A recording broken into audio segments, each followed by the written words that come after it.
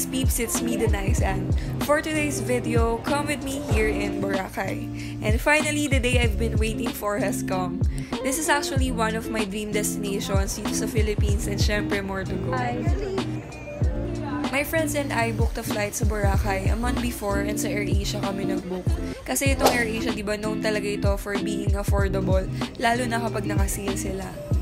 And by the way guys, nag-book kami sa Kalibo. Province yun sa Aklan. Ito kasi yung natapat na naka-sale and available ng date namin. Kaya hindi na kami nakapag-book sa Katiklan.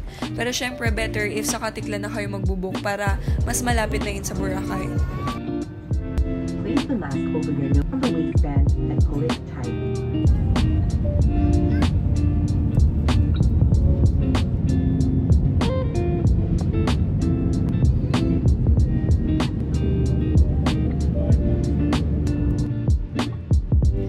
Ayun, mga nasa 40 minutes lang when we arrived na dito sa Kalibo. For our transpo, nag-book kami sa isang Facebook page. Papuntahin pa uwi na yun, worth 1,200 per pax. Less hassle kasi to kaysa sa DIY kasi sila na yung mag-organize at nakabang na agad yung sasakyan namin. So mga 1 hour and 30 minutes kami sumakay sa van from Kalibo to Katiklan. Pero kung magdi-DIY kayo, ang price base sa mga na-search ko, 300 per pax yung van from Kalibo to Katiklan. Tapos, 150 naman yung regular fee for terminal fee. Same din sa environmental fee. Plus, 50 pesos naman para sa boat ticket to Boracay.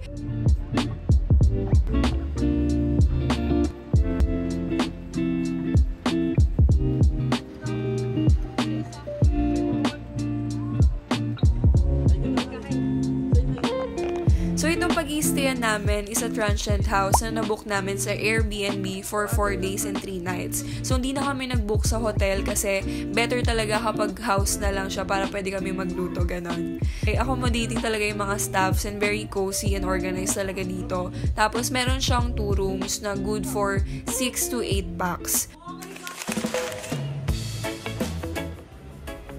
Pagdating namin dito sa Boracay, nag-rest muna kami and mga bandang afternoon bago mag-sunset. Buti na lang okay na yung weather, kaya we decided to just chill muna. So we took an afternoon stroll along the beach sa Station 2D Mall.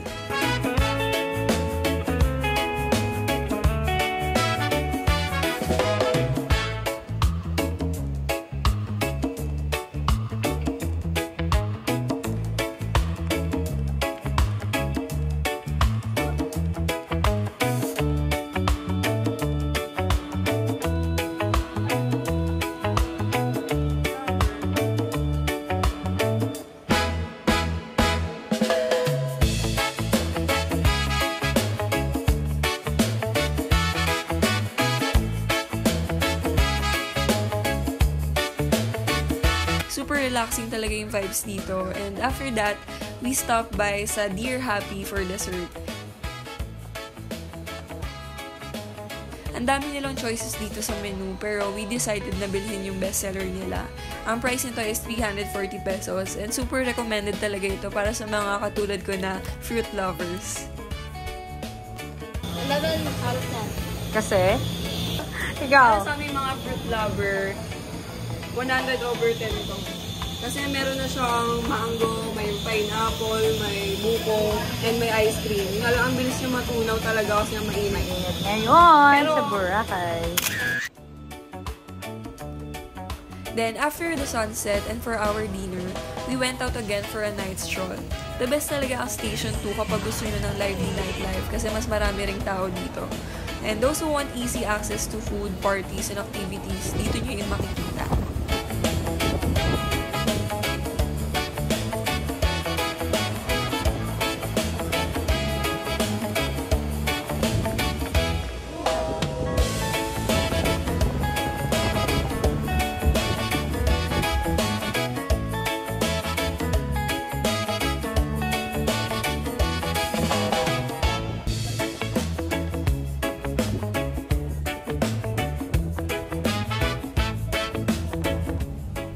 So we decided to eat dinner at Nigi Nigi Nunu's bar.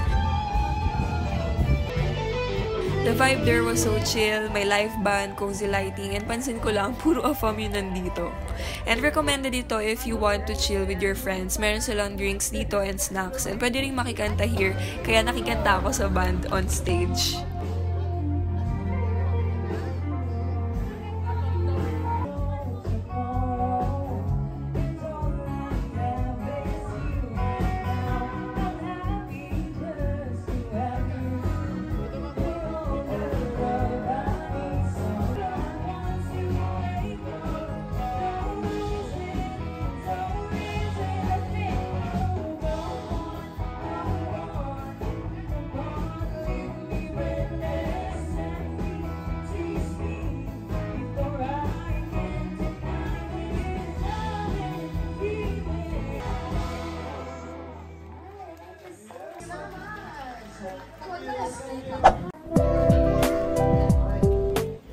Then the next day for our day 2, medyo sad at kinabahan kami noon kasi nung madaling araw, ang lakas talaga ng ulan. And di ba hindi masyadong maganda talaga ang beach kapag maulan.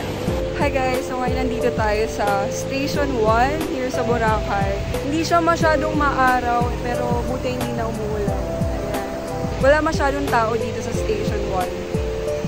Kaya we decided to walk around Station 1 here in Willy's Rock and walking distance lang ito sa amin. Then we headed sa Station 2 malapit sa D-Mall for our lunch and we tried the Hama Japanese cuisine. And para sa mga Japanese food lovers dyan, ang sarap talaga ng food dito. Though medyo pricey nga lang talaga siya, pero worth it naman. And I really love how cozy and aesthetic the restaurant and outdoor ito.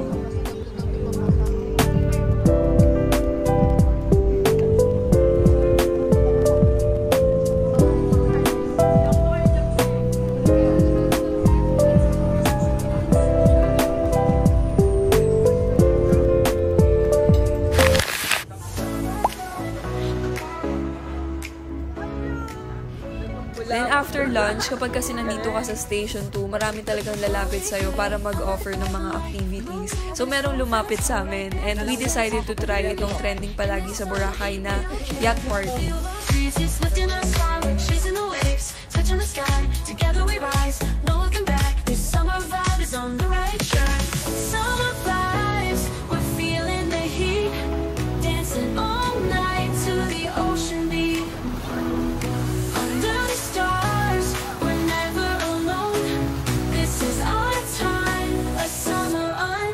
Bago lang daw itong Sun Dancer and mas affordable talaga ito compare sa ibang yacht party.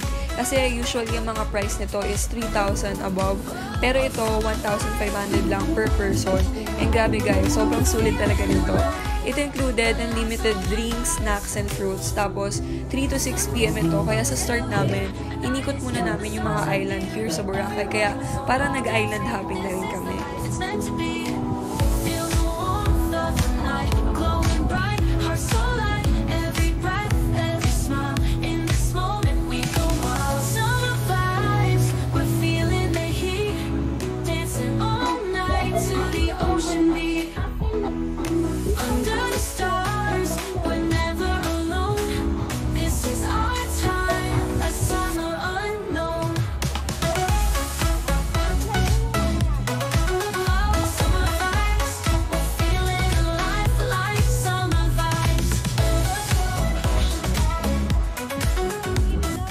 And on top of that, meron pa silang mga free activities like the famous crystal kayak and meron ding paddleboarding tsaka yung slide.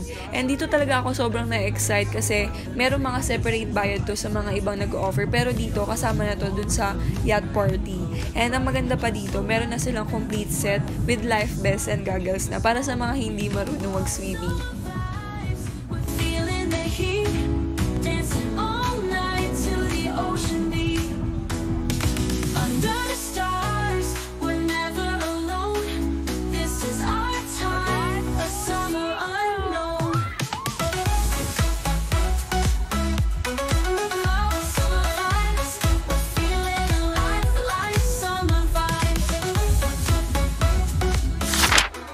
Then, yung mga bandang 5 p.m. na at mag-i-start na mag-sunset, ito na yung time na as in party na talaga and with disco lights pa. Tapos, hindi lang to guys for adult ha, meron ding mga kids dito. Kaya sobrang saya and enjoyable talaga dito.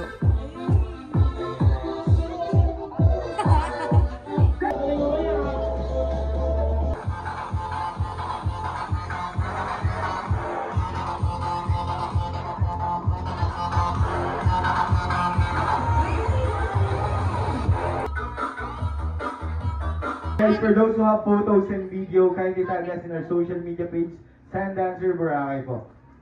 Alright, once again, thank you so much and enjoy. After the yacht party, we found out na may free entrance ticket na kasama pala to na worth 500 pesos to Epic Club, which is one of the most famous night spots in Boracay. So, syempre, go kami. So, this place was full of energy, may great music, friendly crowd, and good vibes all around. May mga alcoholic and non-alcoholic drinks dito. And super fun talaga dito kasi may mga mamimit ka na strangers to new friends. Tapos guys, super daming afab dito. And ang galing ng DJ dito kasi the best talaga yung mga songs na piniplay nila. Mapapa-party ka talaga. Kaya for me, na first time na makapunta sa club, ang saya talaga dito guys. Yun nga lang, syempre, medyo pricey talaga dito. Pero for me, it's worth it.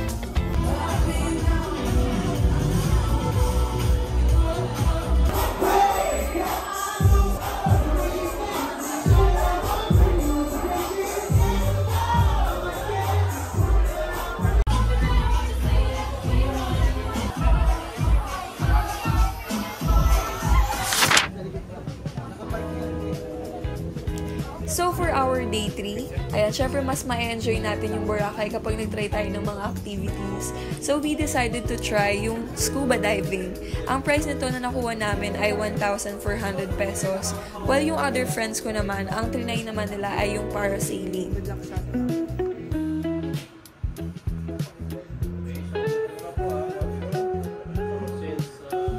So, ayan, naka-diving suit kami at complete equipments talaga. So, feel na feel talaga namin yung pagiging diver namin.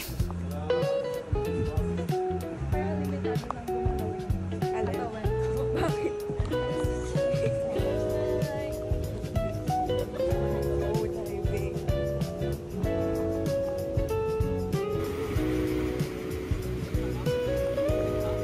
So, since it was my first time, medyo kinakabahan talaga ako. Pero, meron namang mag-guide sa amin. So, one diver for 2. This is us. First time. This is us. Sana makahinga tayo ng maayos. Tinuruan niya kami kung paano gagawin namin underwater, and since hindi kami yung nakakapag-usap kapag nasa baba na, may mga tinuro siyang signs to communicate.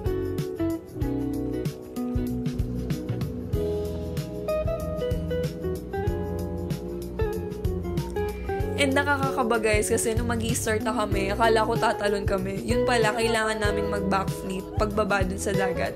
Kasi ganun daw talaga yung dapat kapag hindi ka pa talaga diver.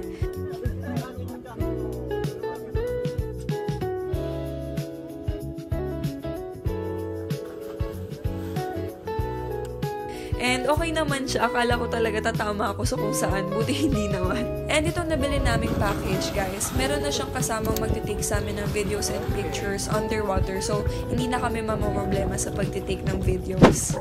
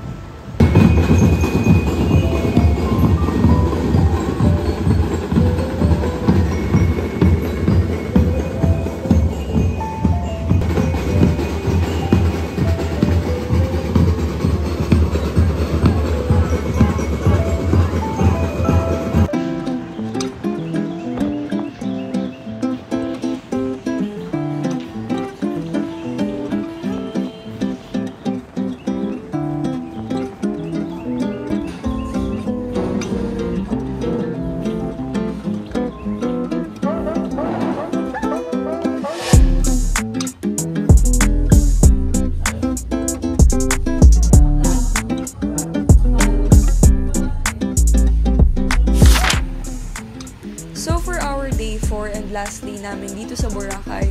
Ito talaga yung pinaka-sad talaga na day kasi ito na yung pinaka-last na nandito kami sa Boracay. Kaya sinulit na namin ito. Pumunta kami dito ulit sa Station 1 since ito yung malapit sa amin. And nag-decide ako na magpa-braid ng hair. Parang sobrang late ko na nga nakapag-decide kasi dapat sana nung mga past days ako nagpa-braid. Pero ayun, buti na try ko naman. Ang price nito is 250 pesos. May discount ako ng 50 pesos.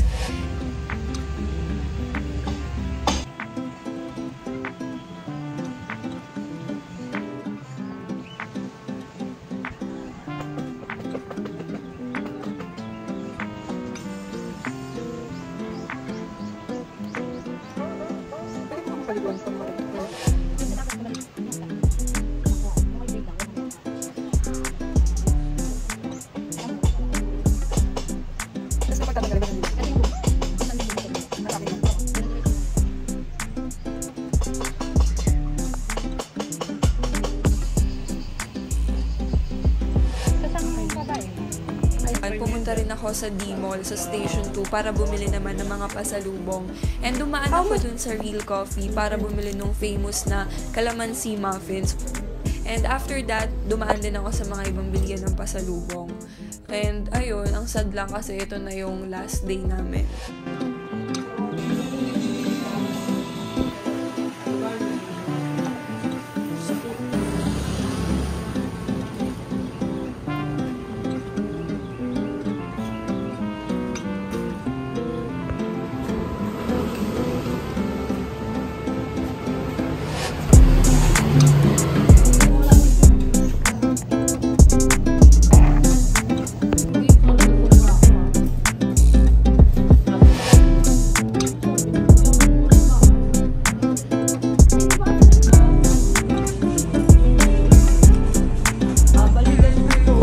So, yun na nga peeps, our Boracay trip is officially over. Pero syempre, babalik pa rin tayo dito dahil sobrang ganda and amazing talaga dito. So, if gusto nyo rin ng ganitong experience, i-manifest nyo na yan guys. Kasi deserve nyo rin magpahinga at mag-travel. So, hope you guys enjoyed my video. Don't forget to put a thumbs up, subscribe, and comment down if you have any suggestions for my next video. See you on my next vlog. Bye!